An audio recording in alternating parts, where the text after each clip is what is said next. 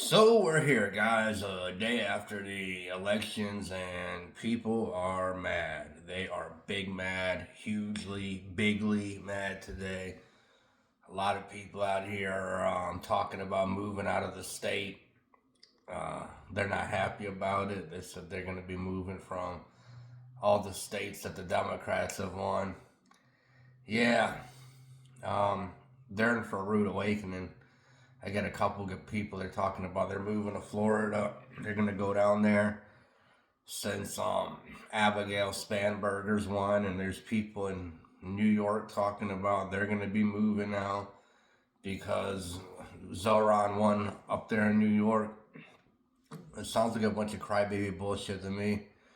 Um, Basically a clean sweep all across the board, man. I mean, the voters in California, the school boards completely, they had a referendum against Linda McMahon, the education secretary, and her buffoonery. She's been having going on since she's been put on that position. Um, I think a lot of this shit people just get mad. They talk about I'm gonna move, I'm gonna leave. I don't like the situation now. I'm gonna go down to wherever there's a Republican governor or a Republican controlled state because they didn't get their way. And it kind of goes on both ways. You had people saying that on the left too when Trump won that they were going to move, and some people did move out of the states. And everybody's got their own reasons for why they want to go somewhere. And you know, I don't think you should move anywhere just because you get mad and it's a spontaneous, spur of the moment type of reaction. There's been a lot of people that have done that and they've moved to states and realized that this is not for me, and they end up moving back to where they came from. And that's happened to me. I've lived in Florida and I've lived in other states, and I end up coming back here. So, like they say, different strokes for different folks. But yeah, they're mad today. They're going off. I'm hearing some shit down the pipeline about it was rigged.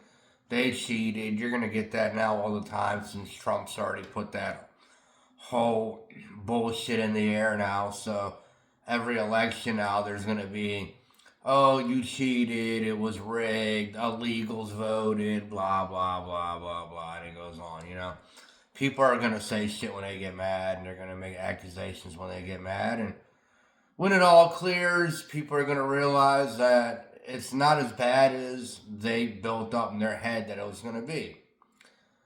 Everybody's freaking out in New York now. Like, oh, Zoran's going to do Sharia law, and he's going to make the city a crime scene, and it's going to be the worst there ever was. It's like, guys, you had the weakest candidates probably ever on the ticket, and now you're crying about it. I mean, you have Curtis Siva from the Guardian Angels. He's been around New York his whole life, but he's like fades in and out, and he wasn't a strong candidate. Then you've got crooked ass Eric Adams. Everybody already knows his situation in New York. Then the funniest part was you had Donald Trump, who hated Cuomo during COVID. They used to basically have duels on who was going to have a press conference and give their information out to America during the pandemic. Couldn't stand each other. A couple of days ago, Trump comes out and he endorses the guy. So, I mean, you can't sit here and get pissed off when the candidates you had in the race to begin with were weak. And then you've got a 34-year-old guy who, basically comes out of nowhere and knows how to talk, knows how to do the walk, and he wins. And the guys who couldn't perform are now sitting there with their arms crossed, mad that they lost. I mean, sorry, your campaigns were weak, your staff was not up to the job, you guys were not up to the job, obviously, because even after you lost, you're sitting there crying out, talking about, oh, I hope he doesn't fuck it up. I hope he does a great job. What did you guys do? You guys didn't do a great job, but you're telling this guy he needs to do a great job. So that's what it was. It was a blue tsunami. The Democrats pretty much won everything. maybe one or two seats they lost. But other than that, they pretty much swept it all. And that was a referendum right there, a mandate from the American people that they're tired of the shit. Tired of the high grocery prices, tired of the escalating rent going up, tired of the escalating power, tired of the absorbent water bills and every other thing they can tax us for, and people just want to live a life without having to worry about how they're going to pay for basic needs. And in the richest country in the world, nobody should be worried about having basic needs. But, like I said before, it's by design. When they can hold you down with food and basic needs, that's when they know they have you at their will. So, this shouldn't be going on in America. We live in the most powerful, richest country in the world, according to them. But yet, they don't show the actions of their words.